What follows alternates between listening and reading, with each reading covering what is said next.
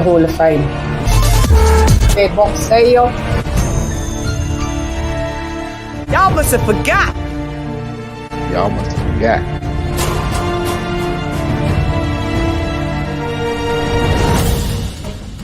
In the booties.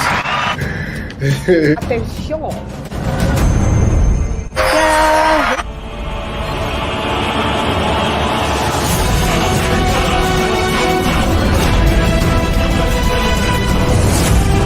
Ben came in at 1.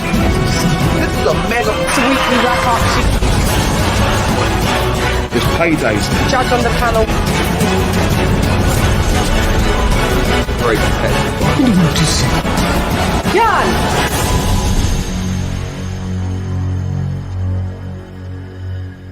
T-minus 30 seconds.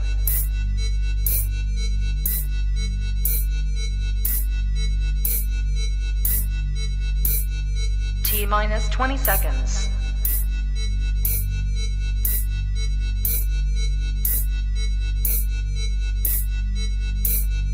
Ten, 9, 8, 7, 6, 5, 4, 3, 2, 1, 0.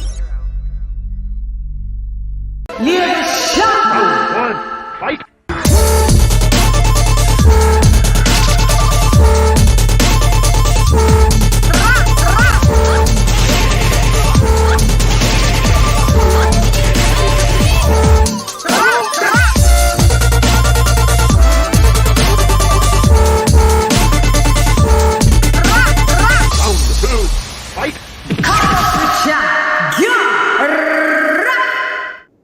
Yo, how you going? This Lady Chann rep nonetheless, and welcome.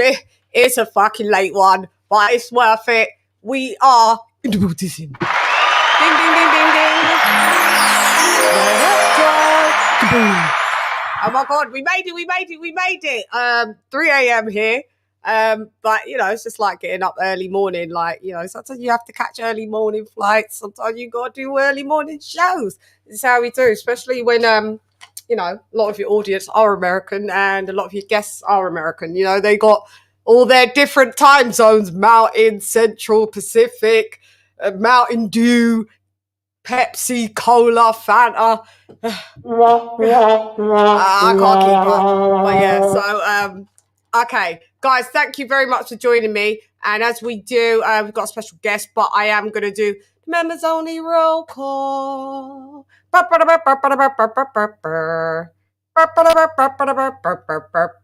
the trusted members, you know, I've got to holler at you. Ooh, you're subscribers as well. That's all good.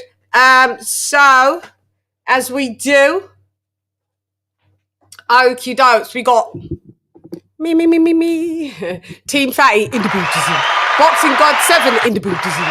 Nephew for real in the Buddhism. Mr. Cooler in the Buddhism. Kese in the Buddhism. King Boxing. What up, Lady Chann? In the Buddhism. Donald Banks DB in the Buddhism. Dan 1983 in the Buddhism. Ricky Ricardo, mi hermano in the Buddhism. Money King Boxing, King Ronda John in the Buddhism. Mark Niggity Nash TV in the Buddhism. Zara K in the Buddhism. Leon Figures in the Buddhism. Don't Touch Your Bum in the Buddhism. Stephen T in the Buddhism. The Queen That Never Fails, Lisa Bales in the Buddhism. Nesta Bedford in the Buddhism. What up, bud? What up, gangster? Retro Boxing and Documentaries, Blood Boxing in the Buddhism. Conchonnery in the Buddhism. Harlem's Finest, Art to the Left in the Buddhism. D-Style Boxing, mi hermano también in the Buddhism. AJ All Day in the Buddhism. Charlo in the Buddhism. King TJ in the Buddhism. Upload Type, el primero en el edificio. Ya tú sabes. And last but not least, Dr. P, Wales' finest in the Buddhism. Okie dokie. You know how it goes. If you'd like to be a member of the Shannaholics, you know what to do. Go click that button.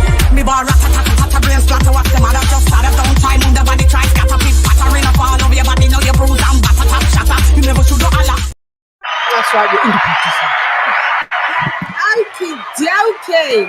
So, I have got a really special guest. Let me just get the banner up. Get it all on and popping. un momento, por favor. Okie doke. So the name of the show. Oh, guys, I hope you've had a good day. I had to naps. I had to do editing. I had to do, it's the road to undisputed. We have got the undisputed heavyweight champion of the Wizzy world. We'll know it by this time tomorrow. This is wild to me. In the four belt era, as we know, it was Lennox Lewis and Evander Holyfield. I had Evander Holyfield losing the first fight. They deemed that as a draw. And then people was controversial about the win on the rematch from Lennox Lewis. That one it sticks out, but not as much as the robbery. Like at that time, obviously a lot younger. It was 25 years ago, I was a kid. But I mean, yeah. So hopefully no controversial situations happening here. Okay, so let me just put this on 1 second. So yeah. So we shall chop it up with our special guest as well. No, how could I? Chula. I put chula in Spanish mode. It's not that, Chann. That's crazy. That's crazy. Sometimes, the little bilinguisticness, it fucks with your head. It's like, what am I thinking in Spanish? Patois? British? English? Whatever it's called. I'm confused. Okay. See, my brain is still malfunctioning. It's trying to type. Why is it doing that? You guys have seen me do that before. I'm typing in Spanish but reading in English. That's not. But I don't know. So yeah, it happens. So sorry. Forgive me. Sometimes you got them long ass titles, innit? Chann, you just make your life a little easier out here. You know what I mean? There we go. Everything's in capitals, just so so I don't have to be. I'm not a receptionist. I'm not a typist. I do what I do. This is what I do. So I don't know what word speed I'm on. 30 words per minute. You know how they do it. Like Furu. Furu. That's crazy. Chann's writing in just anything. Okie dokes. That looks about. That better be right after all of that. Okay. Kaboom. Okay.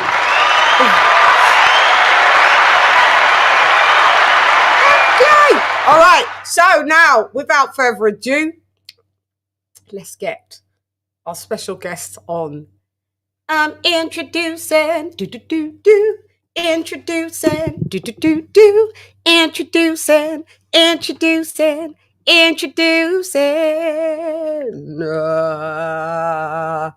It's the world-renowned, formidable trainer of Scrappy Ramirez and Zurdo Ramirez and Regis Prograis. You can tell me anybody else that you got, because you got a good stable there. JULIAN CHUA. Ding, ding, ding, ding, ding. What up, Del? Kaboom. What up, Del, Julian? I'm good. Just got off work, and man, you do a hell of a presentation. This is incredible. Thank you. I'm glad you like it. Yeah, I know. It has to match my wacky, I guess, personality. And you got to have one in this sport, because it seems like it's sometimes a bit love and hip hop, the bold and the beautiful, the young and the restless, more than the actual boxing. In the sport of boxing, there's more drama outside the ring, right? Mm-hmm. Yeah. So Julian's like, yeah, I say no. I say nada. Mm-hmm. Yeah, I plead the fifth. Don't blame you. That constitution isn't over here, so we can't over here. I mean, just tell the truth or lie. It's one or the other. So Julian, thank you, as I said, for joining me. Okie dokes. So how's your day been, first and foremost, sir? It's been good. I just worked with some clients in the morning. Then I had all my fighters come in. They had some of them had sparring today. I have a couple guys in camp. Then Scrappy trained Scrappy and Zurdo. And then I had a couple of things I had to do, and now I'm home and getting to do this finally. We've missed each other. I know. passing, and I know my bad and ships in the night, and I know and all that, but everything happens when it's supposed to, and I appreciate you taking your time out to do this for sure. I was catching up on the oh yeah, I have to say congratulations for having the first the WBA cruiserweight Mexican cruiserweight champion of the world. Yeah, very good. Yeah, so that the fight with Gulamarian, a good fight. I don't know. He thought. I feel like Gulamarian thought he won that. It's wild to me. Yeah, he looked like he thought he won it, didn't he? Yeah, I mean, I don't know. I think he like deep down like kind of knew, just maybe trying to save face, but he knew he you know. Yeah. I mean, for Zurdo to move up to the cruiserweight division after, did he move up after the defeat from Bivol? Yes. That was wait, no, we were one more fight. No, we were supposed to fight Gabriel Rosado, but he didn't make weight. He didn't make weight, so we went up after that. Yeah. Was it hard for Zurdo? Because Zurdo's a big lad, and I mean, how he made 175. Crazy. He even made 68. He made 68. And 68 he made, right. What was he? 6'3"? 6'3", yeah. Hmm. It was difficult, you know, and then he was going through a lot in his personal life, and just cruiserweight's a better fit for him, you know. We would go back down to light heavyweight for the right fights, you know, for the right fight, but right now we're competing at cruiser, and you know, he's champion now, so he's the champ now. So where he'd be looking for a unification. I'm just trying. I've blanked on my cruise. So we've got Joe Smith Jr. He's moved up there. We beat him. You beat him down at. No, we beat him at cruiser. Our first. Yeah, you did. That was it. That's where that was his first. Wasn't they both moved up simultaneously, and they were there both. Right. That's right. I actually couldn't. I wasn't able to. I did the whole camp and everything, but I wasn't able to attend to the fight because my sister got married on the exact same day. So, you know, congratulations to your sister. Yeah. Oh, okay. So yeah, it was a good fight. It was a good fight. We saw a lot of technical changes, I would say, with Zurdo. We saw him look more of a complete fighter. I was just saying that I thought maybe it was him going up in the weight. He felt more comfortable up at cruiser because he just looked like an all-round. He wasn't a bad fighter before, but I'm just saying he looked like an all-round better fighter. His dimensions, his jab, his how he was boxing from the outside and keeping you know, as well. And he could and engage a bit in, you know, in the pocket, but then he just boxed. He boxed Joe Smith Jr. As we know, Joe Smith Jr. is a banger. He's a powerhouse, not that technically fundamentally sound. He's the power guy. So it was good to see like both of them and where they would fare in the cruise, because I was a bit skeptical of him going to cruiserweight because I was like, that's a technical division. Yeah, that was the plan. That was the plan with Joe Smith. You know, I mean, you know, he fight him on the inside just as little as possible, but but keep him outside and keep him turning. You know, and good footwork as well. Yeah, good footwork. He pivots around very well, and he's you know, he is a complete fighter, and he just keeps getting better and better. I think his best years are still here to come. Yeah, for sure. Yeah, shouts out to you guys. Yeah, great, a great fight, and like I said, becoming WBA champion, the first Mexican any cruiserweight champion. Yeah, like I said, that's a division that's usually ruled by like Eastern Europeans and, you know, and Russians and stuff like that. So it's good to see him do that. So shouts out to him. So next fight, is there a next fight scheduled for him?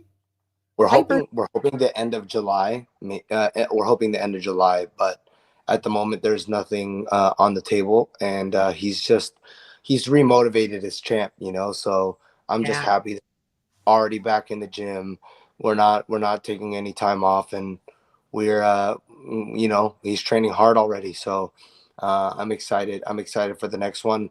We would love a unification, but if for whatever reason we're not able to get a unification fight, we'll fight. We're just gonna Fight. as whoever we can get, whoever wants to fight. Yeah. Yeah. Shouts out. Yeah. It's made the cruiserweight division a little more interesting to a little more. Yeah, we're not going to be able to hear you. If your phone rings while you're on it, your sound doesn't come back. So what you got to do? Yeah, what you got to do? You got to beam out and come back in, because that's what happens if the phone interrupts. Yeah, we can't hear you. It won't come back. You got to beam out. You got to leave.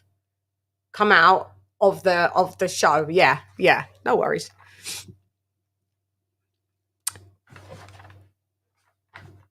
Like, yeah, that's what happened. Yeah, gonna have to put it on do not disturb, because you know these people, they be belling you off, Julian. Yep, they will. Thank you very much, Fawn. Nice of you. Hey, Sister Bales. Hey, AA all day. Yeah. So we're here to chop it up with Julian. Hey, AA. There we go. Just get Julian back. Yeah, you may have to put it on do not disturb, because I just honey, did. yeah, it's like that with the phone. If you get a call while you're on StreamYard, it cuts off the sound for some reason. Gotcha. Come back. Yeah, I don't know why it does that. It's silly, but yeah, it's just one of those things. But hey, Outlaw. Yeah, so yeah, I hear what you're saying. I was just saying it just makes the cruiserweight division for me a little more interesting to watch. I mean, it was ramping up. There was never a division that I used to key into when I was. Yeah, there's some fun names and some fun fights. Kovalev is making. Kovalev, yeah. Run. I think Badu Jack is at bridger weight, but if he wants to fight, we'll take it. Yeah, Badu went cruiser, bridger, heavy. Yeah. Wherever there's J.O. Pataya, he's a fun name. Tucker's up there. Yeah, so we're looking forward to the future. Yeah. So yeah, these are the types of fights that so I think Jai has the IBF and he's making an IBF title defense. They stripped it. I think they stripped it for something. So this is for the same belt again. Correct. With Bradis. Yes. Okay, so then I don't know why they were so pathetic doing that. But so you know what's gonna happen. He'll be a 2-time cruiserweight champ. Get that. And then I guess Opataya and Zurdo. Yeah. That would be a big fight. Yeah, oh my big fight. God. Yeah, that would be a big fight. Yeah, interesting. The cruiserweight division is interesting. That's right. And then some success with Scrappy the other day. He got out scrapped. He did, didn't he? He just fought he just fought the wrong game plan. He was supposed to follow a certain plan, but and it wasn't that the guy was able to really impose. It wasn't like necessarily so much a will imposition by the other guy, as much as Scrappy deciding to fight that guy's fight, try to beat him at his own game, and I think he let a lot of external factors. People.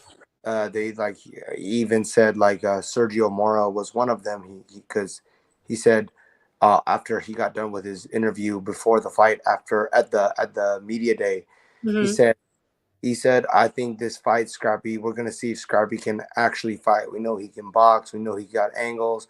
We know this, and we'll see if he can I think he's gonna get hurt and dropped and rocked, and we'll see if he can really fight. And he mentioned something about that, and I was like, don't listen to that.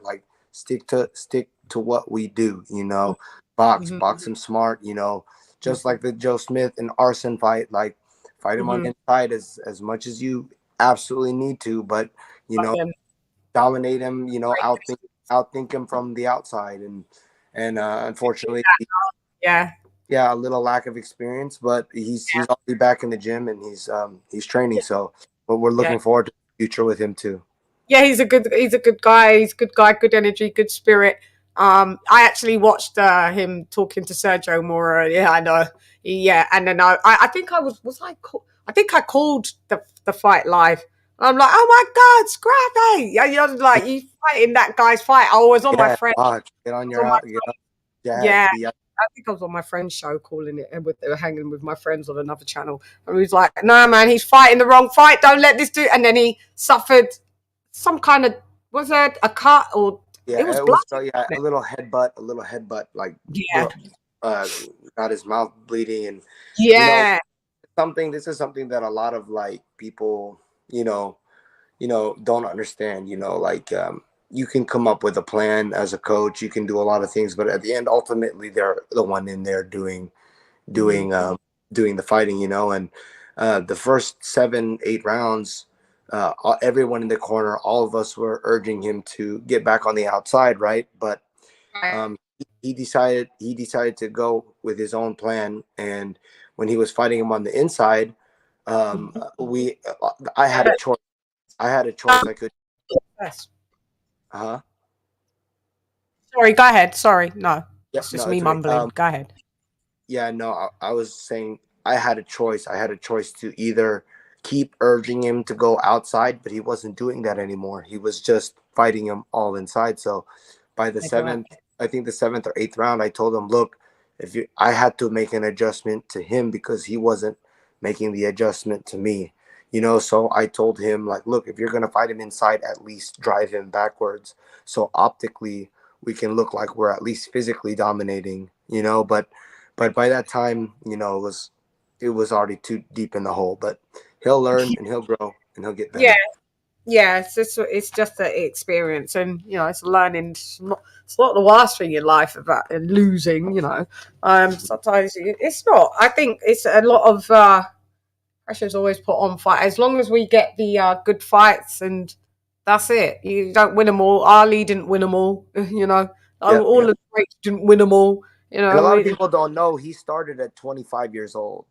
Like Yeah, he started. No, yeah, yeah. No, not 25. Sorry, he started at 20 years old. He's only yeah. boxed. He's only boxed for 7 years. I know. There's not many people in whatever they do, law, business, like anything, that they can become top Medical. number Yeah, one mandatory in the world in 7 years. So I'm proud of him. I'm really proud of him. And the sky's the limit.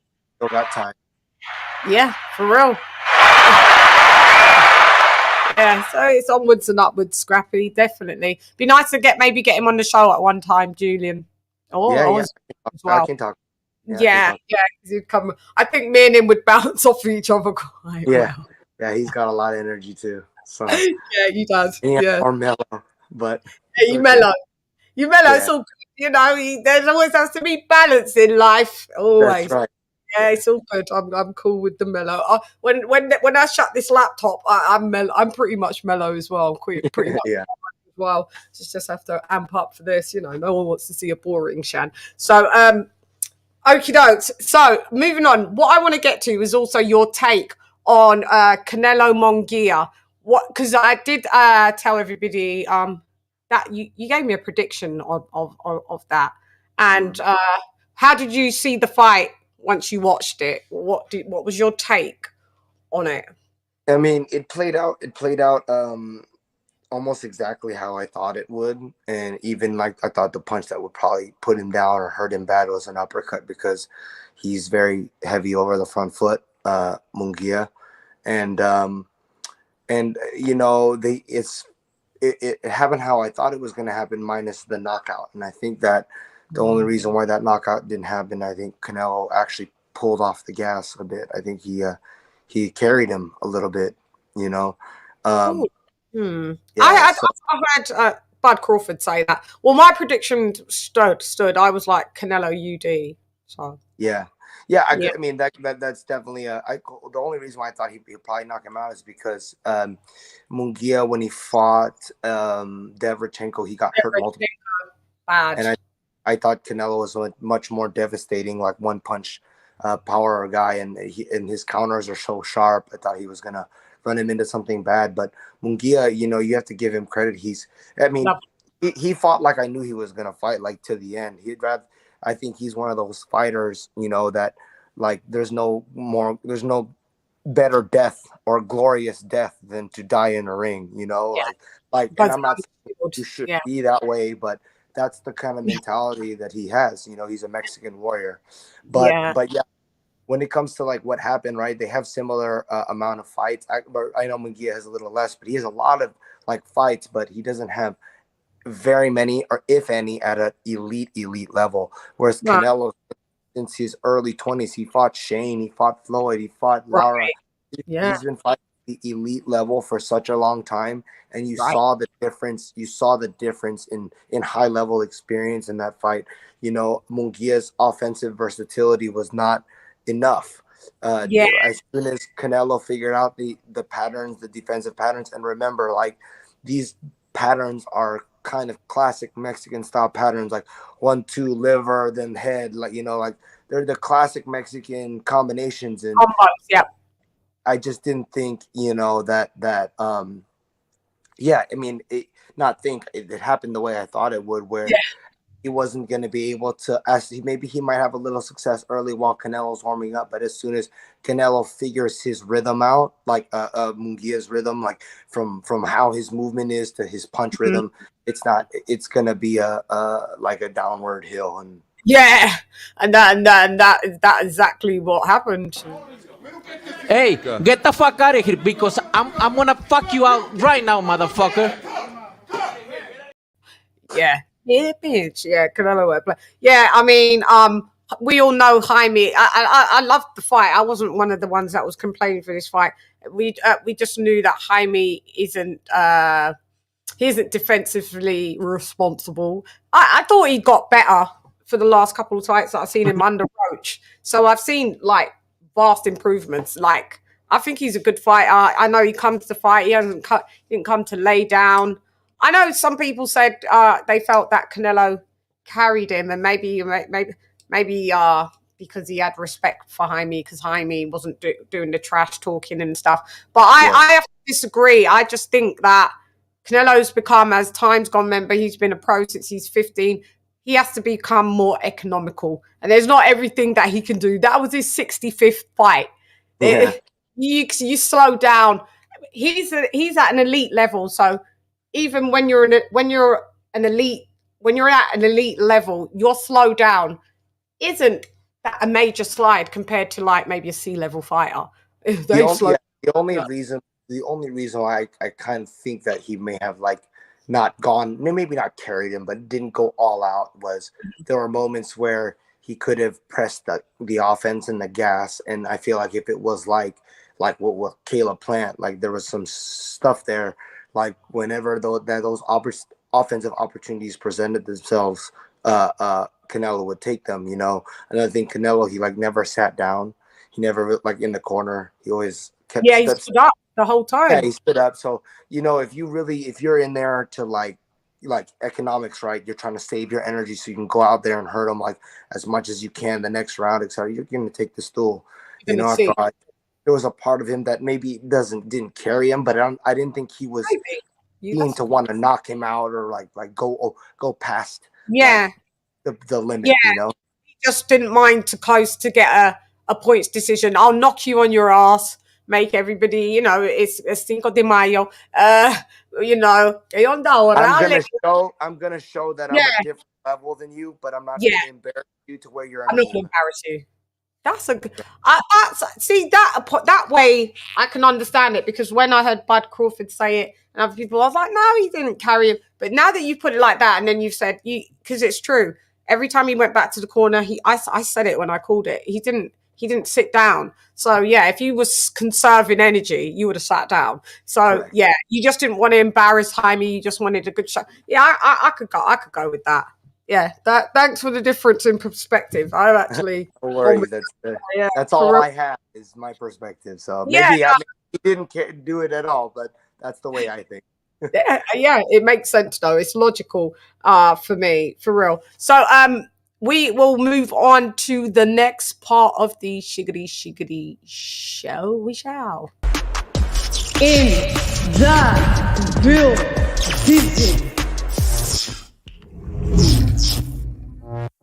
In the building. Okay, so we're back. So listen, as we know, we are on the road to undisputed. We're gonna have a heavyweight undisputed champion, campeón del mundo. So I'm really excited for this. How is your excitement level? Being 0, no excitement at all, and 10 being excited. I think I'm at like a 10, a 9. I would say a 9.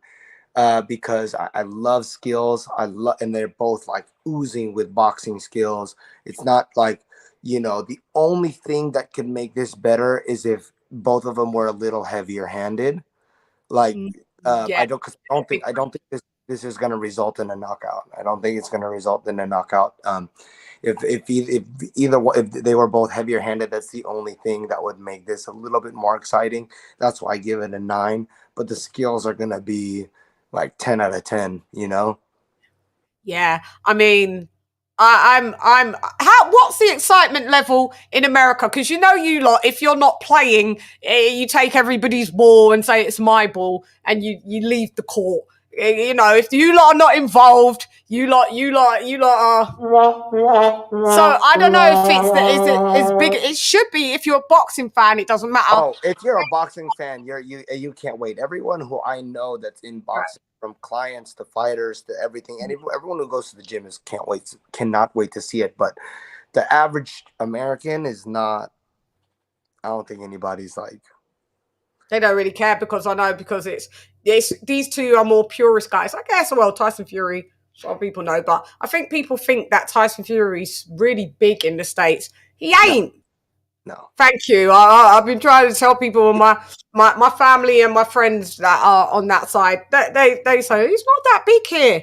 I don't know why people get this. He fought Wilder, and that was about it. Resume hella thin out here. You see this resume? No bueno. Yeah. It's not the greatest. What do you think about Tyson Fury in his entirety? Let's do the rundown of the pros and the cons of Tyson, the Gypsy King, Fury.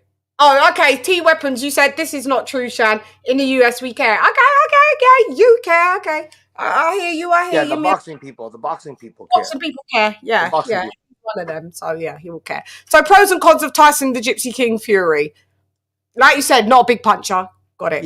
Yeah. I think, just for this fight in general, I think that the thing that Usyk is most susceptible to, Tyson Fury is not a natural at attacking this, and that's the body.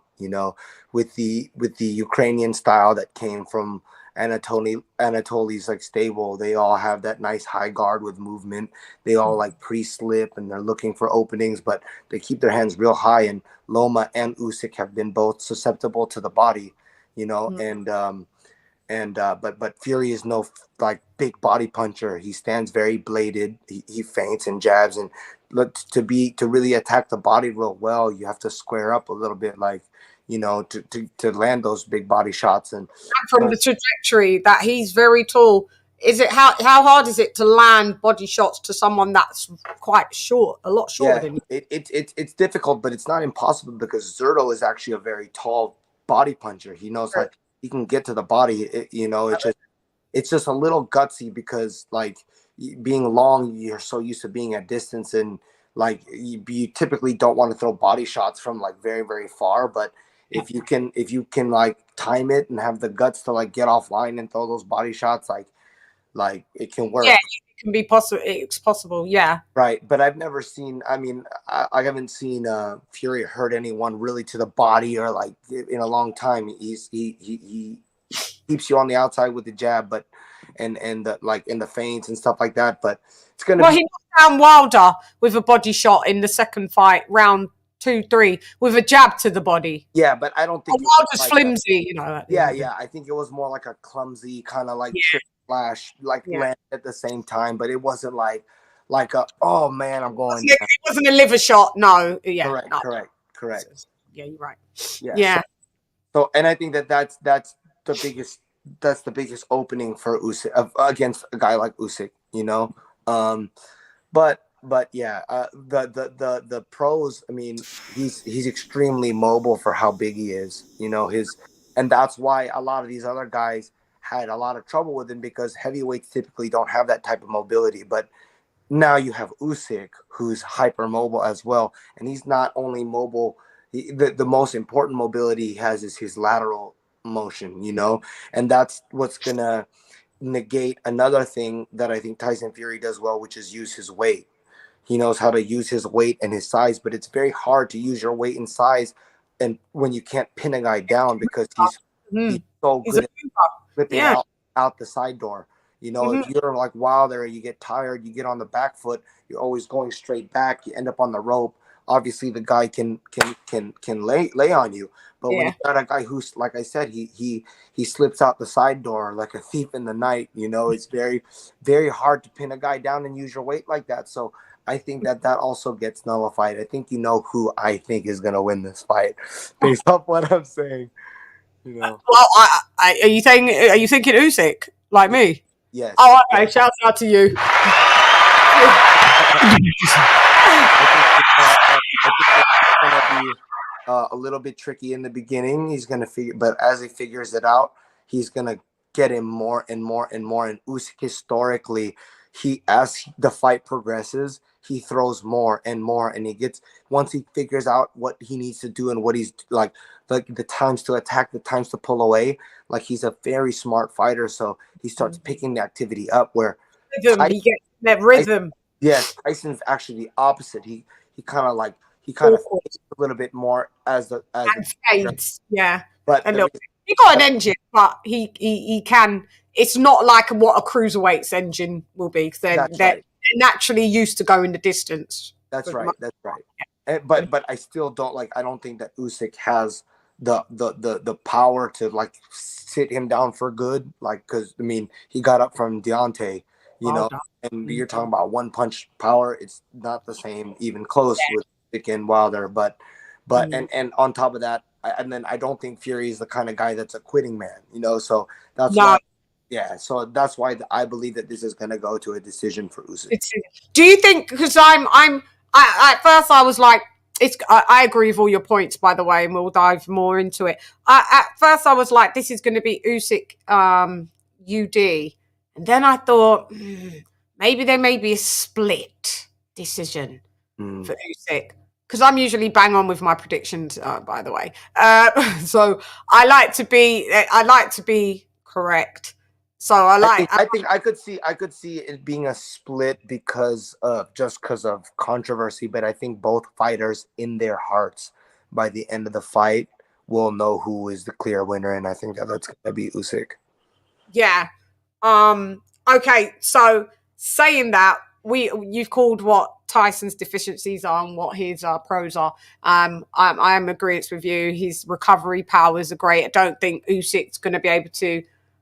I've got a lot of people, my peers in this boxing community, that are calling for an Usyk knockout, and I'm like, houseway. I don't know. If that fucking happens, right? Yeah, that'll be wild. That's wild. Yeah, somebody called you. Yeah. You got to dip out. I can't hear you. Yeah, you got to dip out. It's okay. Come back in. Yeah. I mean, guys, if Fury gets knocked out, I mean, that's just not for me. That's just something that I would find awe-striking if Fury would get it. I just can't see it in any shape, way, or form. Fury, even if he was to go down, he's getting up. It would be accumulative. He may go down being flustered. We never know. I don't know, but I'm with you. It's to me, it's going to close to a points decision. That's right. That's right. And like, and Fury knows how to survive. Like in the way where he'll latch on to you if you're like a little too close, or he'll feint you and move away, and he knows how to get away and survive the round if necessary, which is not a bad thing at all. That's a great thing. You know, that's a survival tactic that a lot of people don't learn. You know, it's very, very important. You know, how to survive, and and Fury knows how to do that, you know. Yeah. And then I've had people like Outlaw as well. Some people are like, it could be a majority draw, just or like a draw. Do you see it could be a draw? Just Yeah, due to just because I mean, like I said, I could see any close decision being made just because I don't know, who knows the money, the politics, whatever behind it. But like I said, I think between the two guys, I believe that they will know who won that fight. right deep down in their little old hearts, isn't it? Yeah. Okay, so with how does Fury technically beat Usyk? Because we got to be fair, like what we've just said. What is it? Is he able to pin him down? What would be the keys to victory, basically, for Fury to beat Usyk? I think well, he would have to impose his size, his size and his length. You know, like it's going to be interesting to see Usyk close the distance, close the gap. You know, because he is very, very long and he knows how to use his distance and reach. He knows how to back up and use like a longer guard, which makes it very hard to get in. But Usyk, and I just think he'll know. He knows how to do it. He was an Olympics. You know, he was in the Olympics. I think he won a gold medal. Yeah, it's gold medal 2016. Yeah, exactly. So like I think he knows how to close the distance. Like it. But I think Fury, yeah, I think if Fury is able to get him to bite on a lot, if he can get him to bite on his feints and hit Usyk, keep him at range and not let him close the gap, that would be one way, and make it boring in a way. And then when anytime Usyk tries to cover and close the distance, that's when he could latch onto him and use his size. So basically, instead of using his size when Usyk is against the ropes, use his size when Usyk attacks. So, so you basically Bernard used to do it real well. Yes. Yeah. He'll walk you when you come in. He'll latch onto you and hit you and then get a hold of you. He could apply that type of plan. I could see that possibly being like a dirty boxing style fight to win. Or if he's able to make good hard investments to the body, but at the same time, like I said before, he's not like a natural body puncher, and I just don't think he has enough. Like, you know, AJ without a doubt is a much more devastating puncher than yes, of course, yeah, but for sure. we're talking about punch for punch, and he could never put Usyk down. So I just don't see how Tyson could like one punch crack put him down, you know. And is so we saw the weigh-in today, and I was correct. I was like, Tyson Fury probably coming in 260 262s. That's what I said. So he actually came in at 262. Alexander Usyk, they actually said the wrong weight. I thought he would come in about 227. He has consistently, since being heavyweight, come in at 221, but he did look a little heavier. I guess that was just a little bit of muscle mass that he's built. But he came in, I think, 223. I think only 2 pounds or a pound. 222, 223, a pound or two over his other thing. So what I'm saying is, with Tyson Fury dropping a lot of weight, it looks like he's not coming to lean. It looks like he's coming to box. Yeah. So, well, yeah, I could see that, and like again, like maybe they saw what I'm thinking in the way where if he doesn't have his mobility, he's not going to be able to pin this guy down anyway.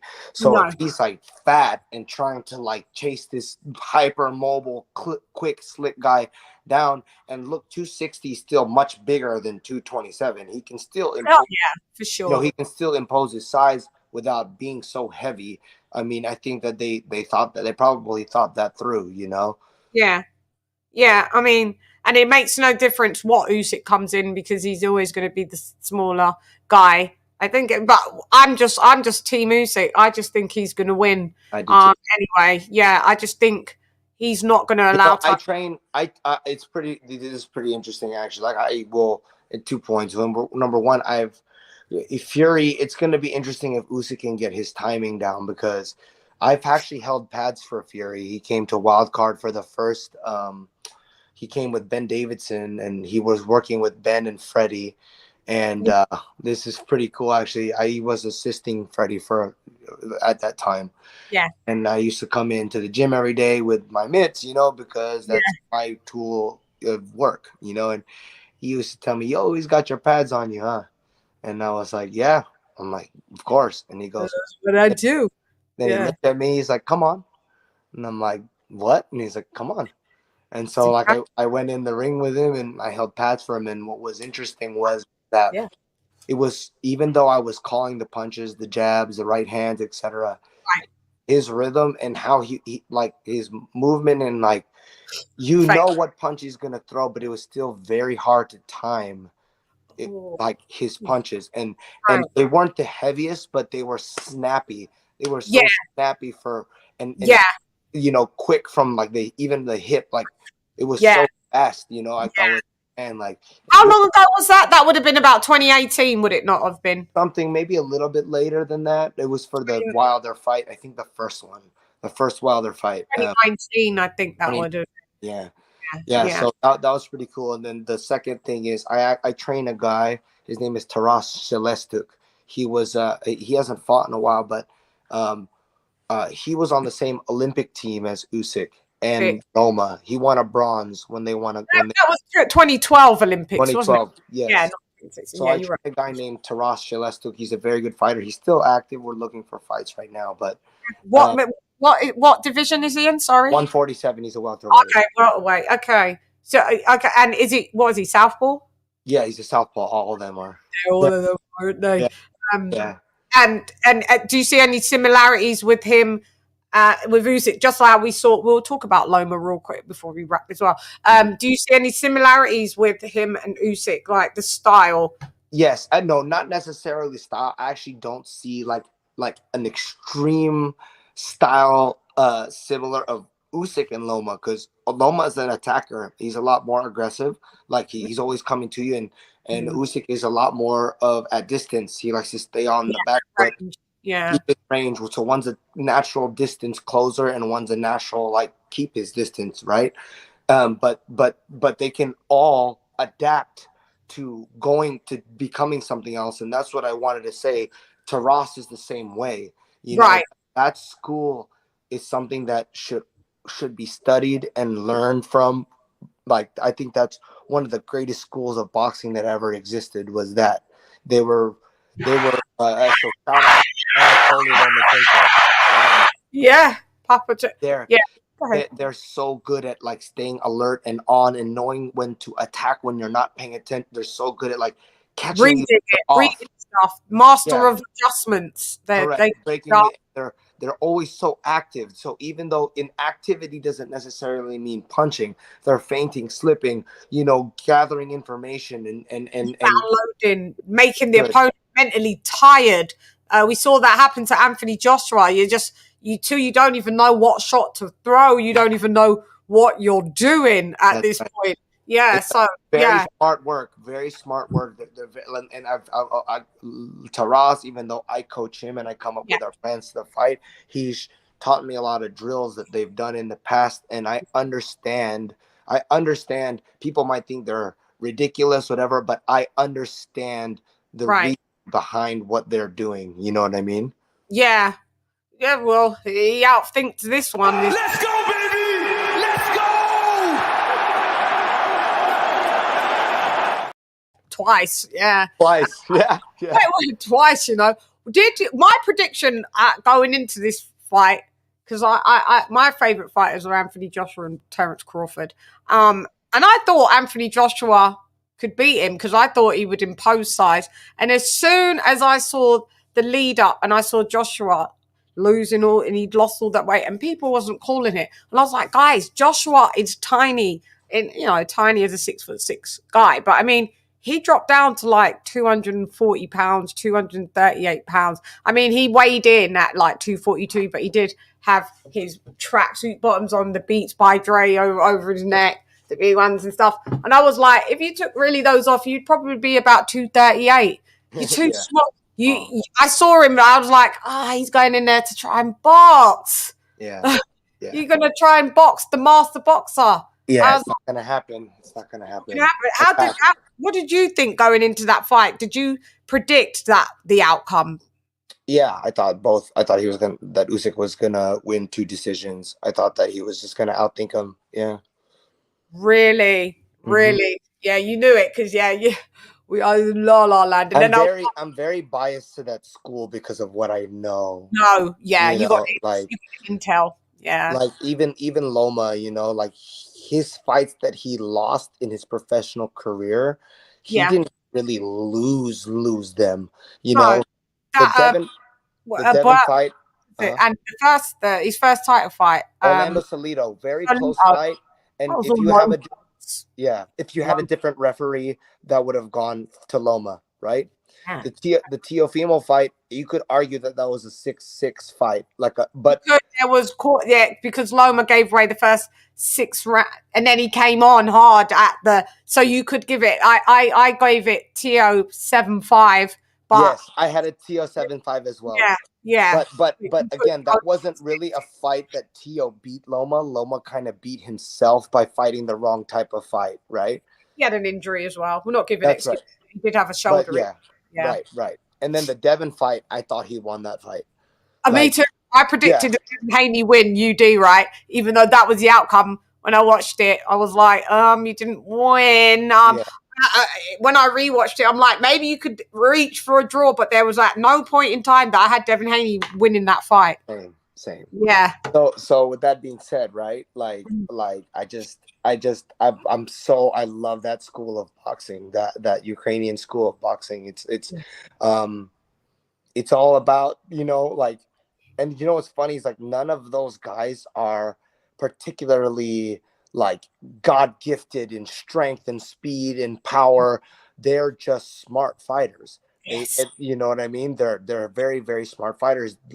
Nothing sticks out that's Yeah, the sound in it. I think it's due to also their culture as well, because it's a disciplined set of people in general. Exactly. That's what it is. Their culture dictates that, and it's and I think that's why watching even let's talk about Loma with George Cambosos.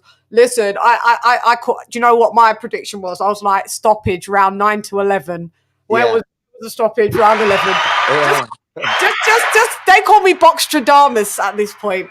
I put it out on Twitter. I always put my predictions on Twitter so people could see what I've predicted. Yeah, and you knew he was going to win that. Yeah, I thought he was actually going to stop him earlier, but even though Cambosos is very durable, if he has one characteristic that stands out is his durability. Cambosos, but Loma, to me, he's still definitely a threat, but he didn't look like, to me, the Loma of old, like the Loma of young. He's old now, isn't it? Yeah, I know. Exactly. And more so than age, I feel like he doesn't love it anymore. It looks like, to me, he's just over it. And how could you, after the kind of experiences he's had as a professional, especially with the last Devin fight and everything, how could you still love the game?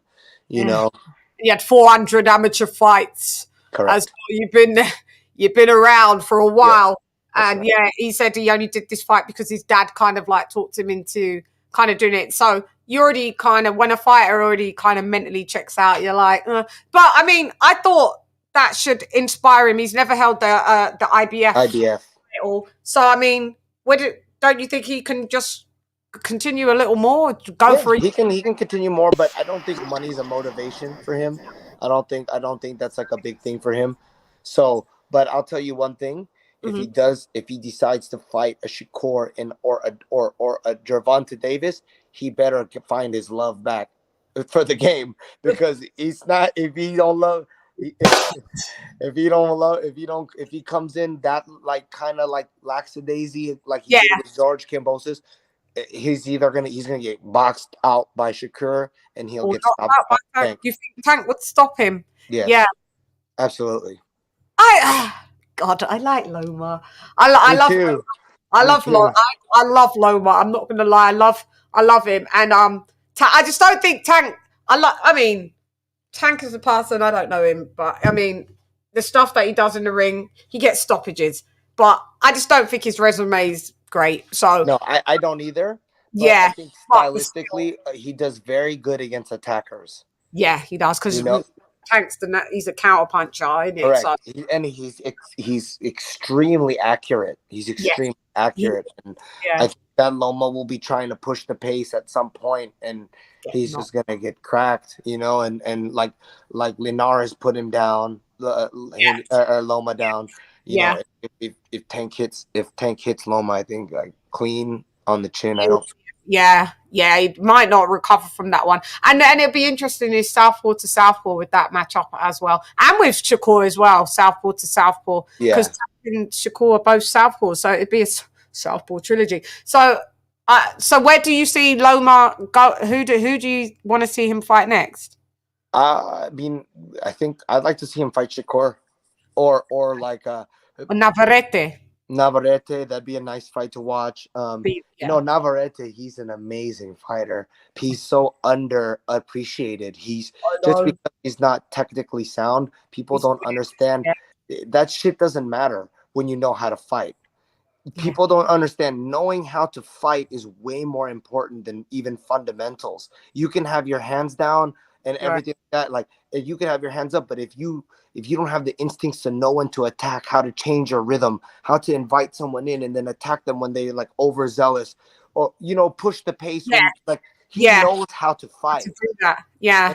And he knows how to how to create expectation and then contradict it. Like then he'll change where he's going. Like that's way more important than like hands up, Yeah. sharp.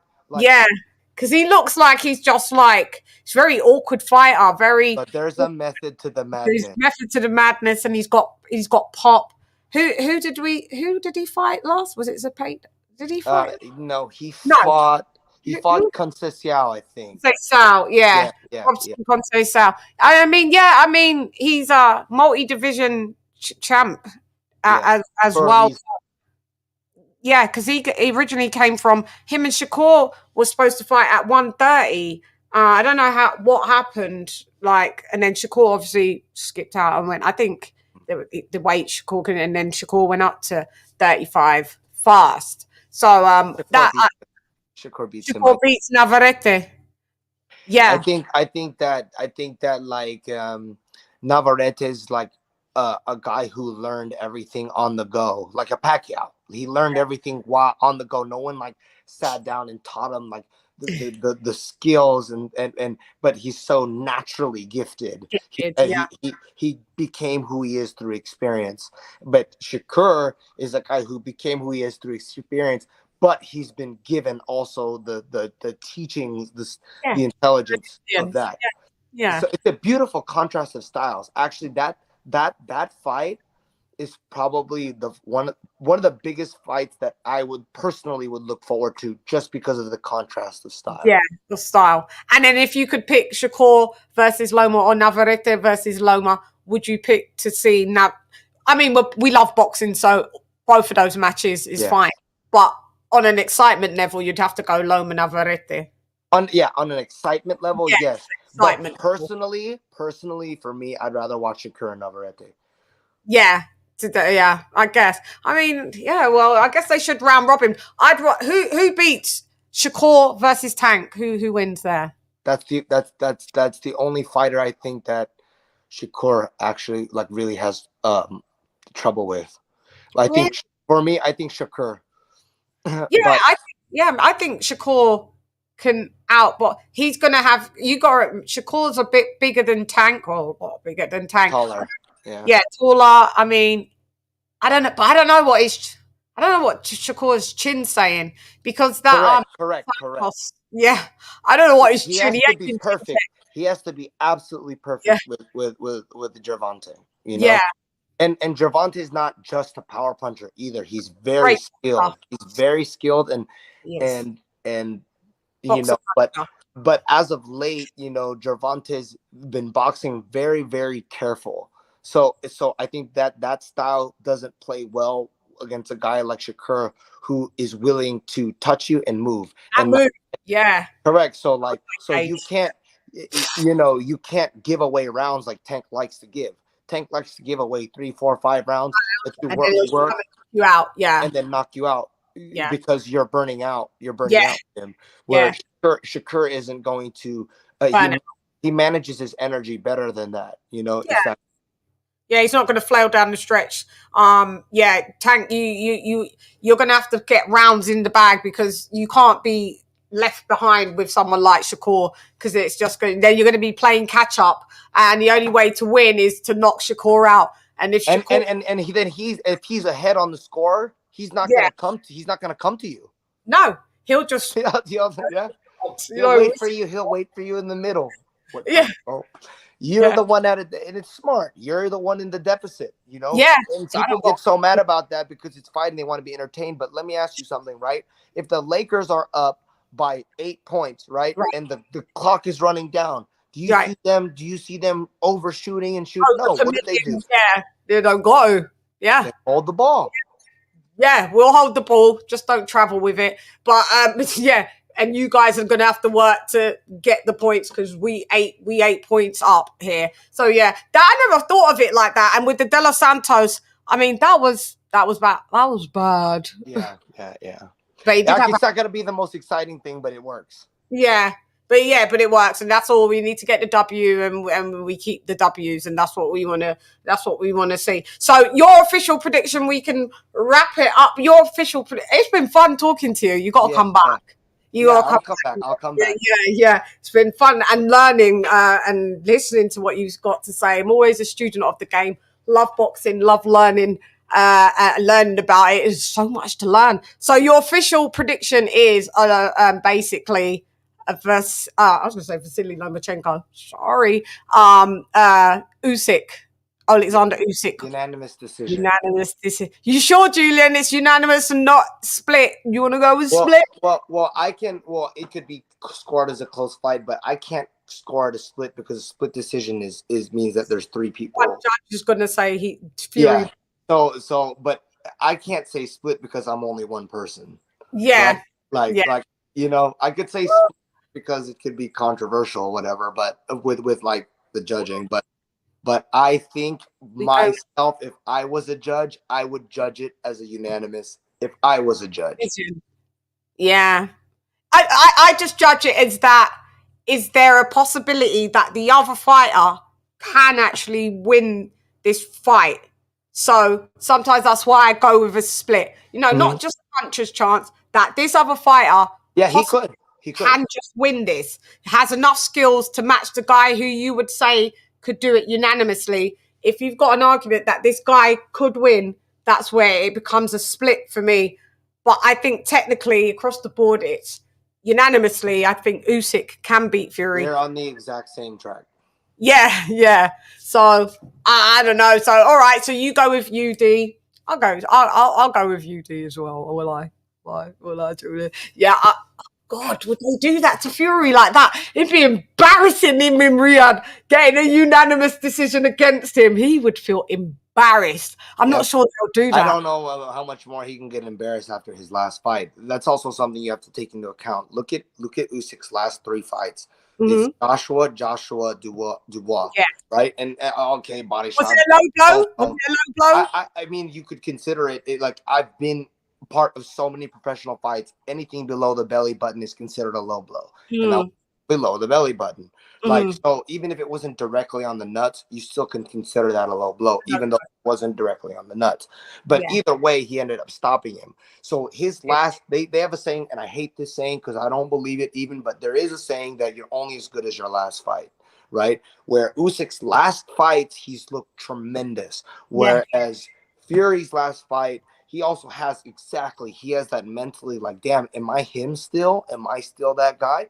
You know what I mean? And we already know Fury kind of mentally has something. So I don't think he's the same guy. I think he's on the slide, Fury. So you have to take that into account. Momentum as people, like as fighters in their careers, where are they? Fury has a very downward momentum and trajectory upward.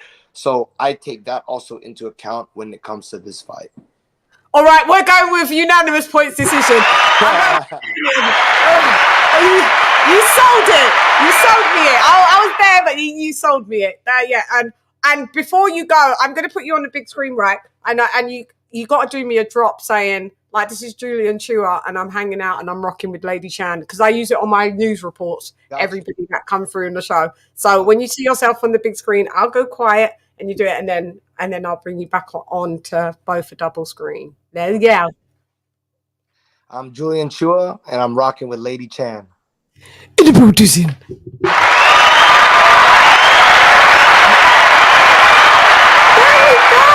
Thank you so much, Julian. It's been a blast. It's been a fucking blast chopping up with you. And thank you for teaching me the things that you've taught me, by the way. Massively appreciated. And hopefully we'll see you again. Like we chop it up a couple of weeks after this. I've got some stuff coming through, some big stuff that I'm going to be doing. So maybe where I go, I'm going to ask them, can we get Julian via satellite somehow, some way, so stand by and keep the link, on the other end of the phone. You know how it goes. But I wish you all the luck of what's coming up and all your endeavors. You're doing amazing. We're rooting for you. I gotta be a fan of Zurdo just because of you. If not, Thank you.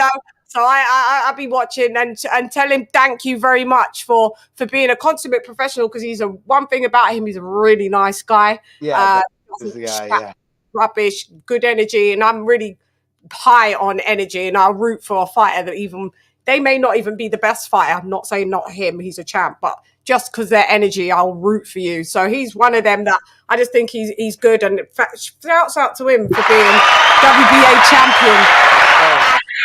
So thanks very much, Julian. And is there anywhere where everybody can catch you? What's your Instagram or your Twitter? Oh yeah, I'm on Instagram. I'm gonna follow you. I did tag you. I'm gonna follow you. It's Julian _Chua. Julian _Chua in the boots. That's right. All right. I will let you go. Thank you so much, Julian. Of course. All right. Thank you for having me. So yeah, you're welcome. Bye. Julian Chua's left the boots. Amazing. I've had so much fun with all the guests. We've had Tim Witherspoon. We've had Steve Cunningham. We've had USS Cunningham. We've had Gareth A. Davies, renowned journo. And we've had, renowned, he's definitely going to be a big time trainer, because he's doing well. He's already got a world champ and stuff, doing amazing. So come on, you guys got to give me credit. I'll be bringing this for the road to undisputed. I'll be bringing you the guests now. And, I always bring you the guests regardless. And we will have more guests. How we do. We'll have more guests anyway. If you guys would like to hit the Cash App, which is $Shannaholics, CHANNAHOLICS,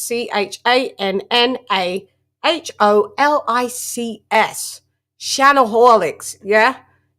Little donation to your girl.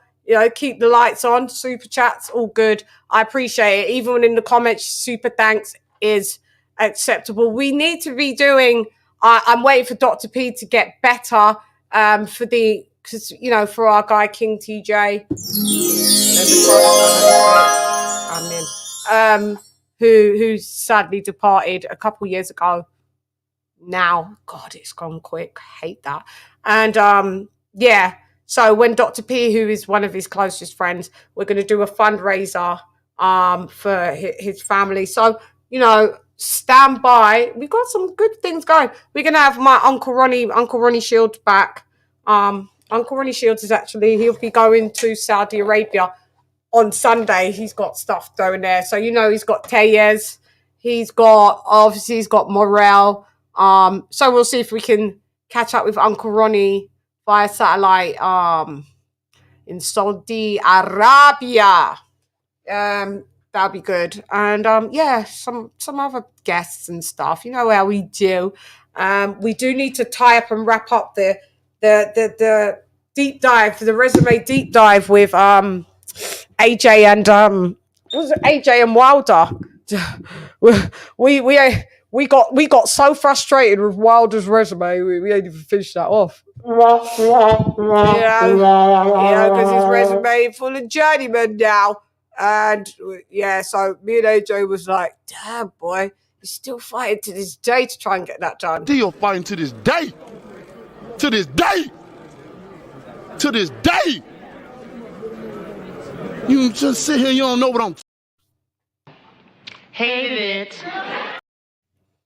Oh, my bold. My bold. Let's go. Let's go, go a little super chat. I appreciate it. He's my family, so, you know, so that's what we do. Let's go, bold.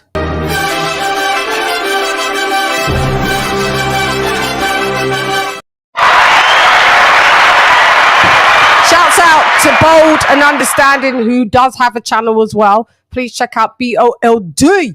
Check out his channel, Bold and Understanding. He does breakdowns. He's a new channel as well. So, you know, go over, support, like, comment, share, subscribe. Keep up the good work. Thank you so much, Bold. Love you, Bold. BOLD is my brother right there. Yeah. I will try to keep up the good work. Thank you so much. What up, Golden? Golden, you there? I see y'all. Where are you, Golden? Where did you come in? Hey, Bruce. Great live stream. Thank you. I know Julian's such a great guy. Hey.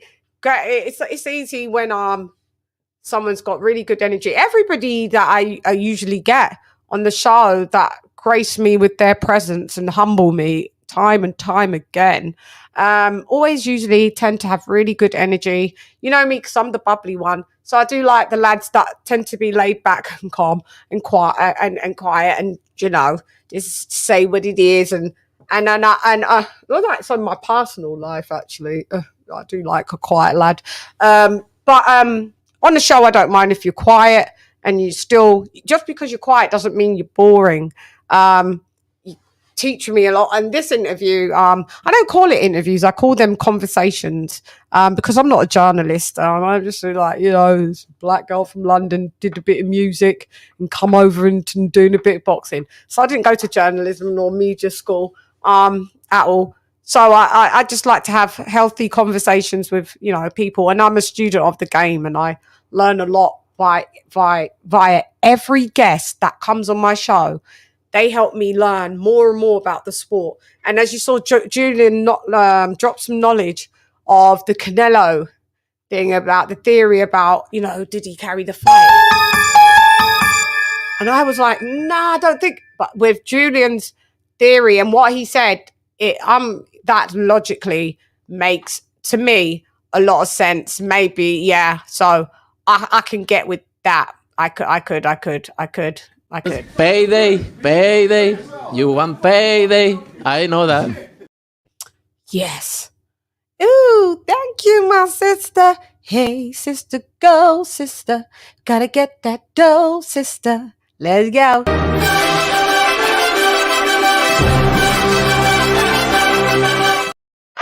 Shouts out to my sister, the Queen, Lisa Bales. Super sticker. Thank you so much for the $3 super sticker. I massively appreciate it, sis. Always, any donation, always appreciative. It helps. Turn the lights on. Thank you so much, sis. Love you too.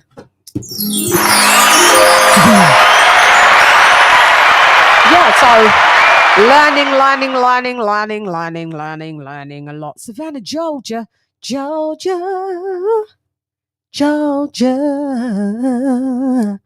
That's all I know. But yeah, shouts out to Savannah, Georgia.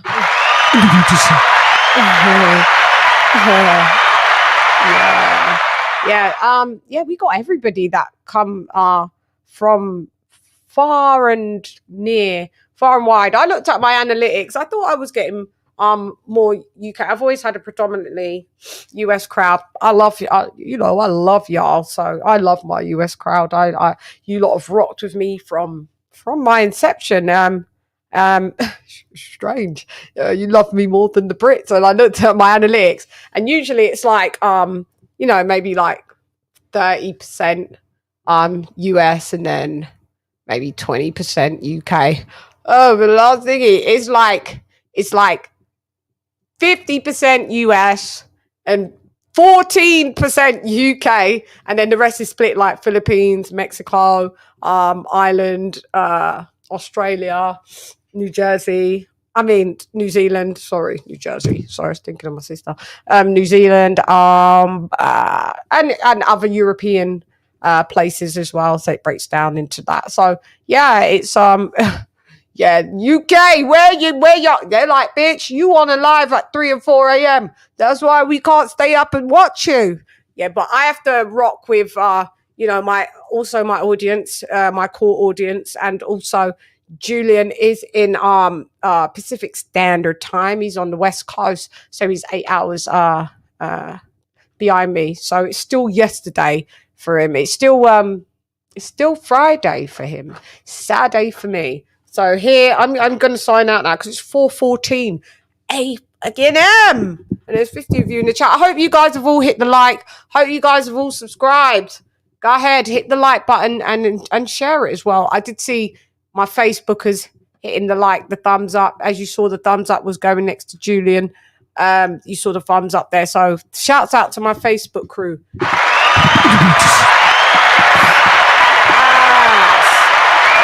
Yeah, so shouts out to my Atlanta, Georgia crew. Me and you, your mama and your cousin. All right, so like I said, you know I'm here. Oh yeah. Sorry. Before I even go there, let me hit all my members. I say goodbye, farewell, Avida, saying goodbye. All right. So, Team Fatty, love you, Fatty. I will be on Fatty's show. I am calling the fight live, but I'm doing a pre-show with Fatty. Been invited to go over there, and then I'm gonna come over to my channel, say about 8:30, and we do the card from there. Because you know them Saudis, they be making like their cards for a day. Last time we recorded the card, it was like 7 hours. So hopefully this one don't be too long, but it's a good card anyway. So I'm not mad at it. But I mean, we don't need an hour between each fight.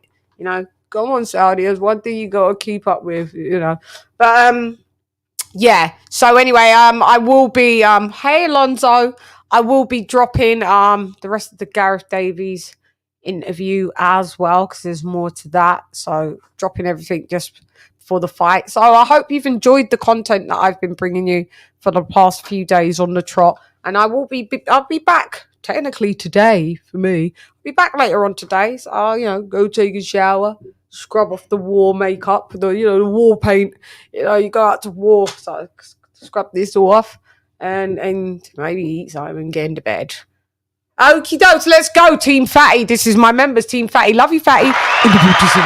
Boxing God in the Buddhism. Nephew in the Buddhism. Mr. Cooler in the Buddhism. Hesse in the Buddhism. King Boxing. What up, LADYCHANDUNDEM in the Buddhism. Double Back DB in the Buddhism. Dan 1983 in the Buddhism. Ricky Ricardo, mi hermano. Money King Boxing. King Ron the Don in the Buddhism. Mark Niggity Nash in the Buddhism. Zara K in the Buddhism. Leon Figures in the Buddhism. Don't Touch Your Bum in the Buddhism. Stephen T in the Buddhism. Sister That Never Fails, Queen Lisa Bells in the Buddhism. Nesta Bedford in the Buddhism. What up, gangster? Retro Boxing and Documentaries. Blood Boxing in the Buddhism. Conchonnery in the Buddhism. Harlem's Finest, my sister Artelet in the Buddhism. D-Star Boxing, mi hermano también in the Buddhism. AJ All Day in the Buddhism. Charlie in the Buddhism. King TJ in the Buddhism. Upload type el primero. Ya te sabes, en el edificio. And last but not least, get well soon. Dr. P, Wales' Finest in the Buddhism. You know, I'm here to tell the truth, always tell the truth. None but the truth, help me God. Colonel Jessup, did you order the code red? You don't have to answer that question. I'll answer the question. You want answers? I think I'm entitled. You want answers? I want the truth! You can't handle the truth! That's right, because knowledge is what? Knowledge is key. Say it for Guan and I'll say it for Guan. So if it Guan, not bad to see nothing because nothing not a Guan. Lock off your eyes, cause me make you come. Them like we wanna like them. Go ahead. Them not like me, so so me not like them. Man, I figure set this straight and clarify. Put fire upon a pagan, aim for the cranium. Turn off the news, there's a bag of lies. Worst raised man, wanna inform up, fun Babylon and every one of them dirty guys. And if they wanna go around the order, I guarantee somebody's dropping flight. You know, we're here to deal with stats, facts, and data. I have opinions just like anyone else. You got opinions. But unlike what you're doing is I bring facts, data, statistics, things you can go look up yourself. Right. I know you don't smoke weed. I know this. But I'm going to get you high today. Because it's Friday, you ain't got no job, and you ain't got shit to do.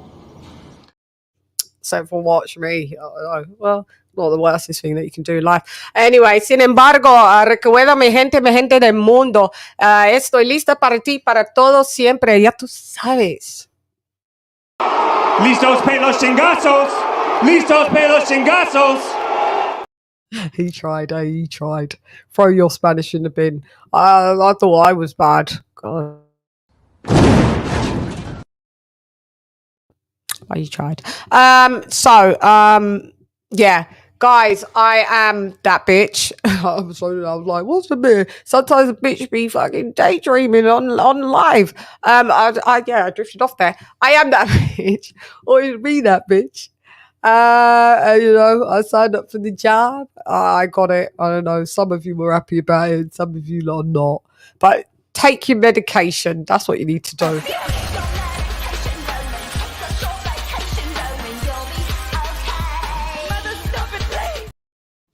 Right, not that deep. I am that bitch, always will be that bitch, you know. Acceptance is key. I am here, the female Svengali. It's hype, you suck at life, you don't want a round three. Worship the queen and your mic a pass. Keep it real, these chicks couldn't wipe my anyway, now let's go get Ferrari. I am the ultimate Svengali. These chickens can't even spell that. You hoes fucking repel that. Yes, they tell me this is done. So guys, thank you for rocking with me. I have to leave the beautician. Anyway, I'm gone. Bring it from me to you, from you to me. EU dares, Rodders. EU dares. I'm gone. Hey, girl, it's LADYCHANN, rep nonetheless. Come box with Chann. Shouts out to JULIAN CHUA. Gyan. One more sleep. And we will have the heavyweight undisputed champion. 4-belt era. 25 years. Ukraine has taken those belts and leaving the booties in. Can! Round 1, fight!